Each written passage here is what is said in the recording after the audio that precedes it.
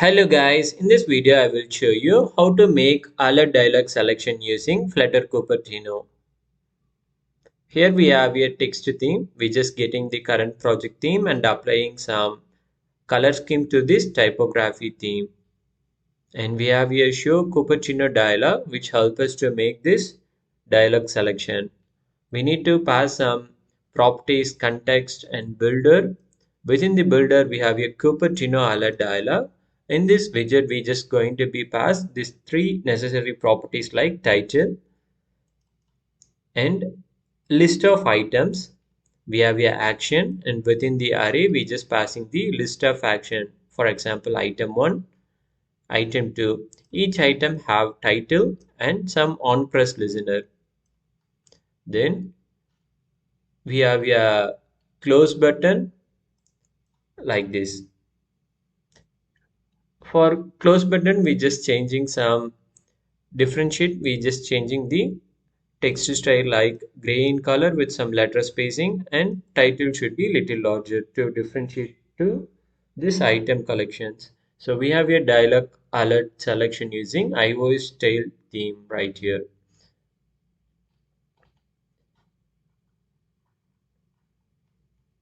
So to make this we need these properties like title and list of items like this.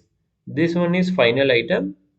We have to show some differentiate, that's why we are using some different color like close button. Each item have, when I click this one, I just going to be called this finish context. This is calling function. In this function I just checking whether the navigation can pop.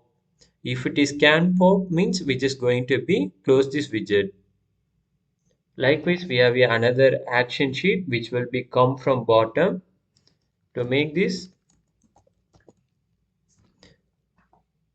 we have a showCupertinoModalPopup. In this model popup we have a context, and within the builder we need to pass Cupertino alert action. We have to pass some necessary properties like title, this one title, and description about this model popup. So here we need to pass the message and the actions.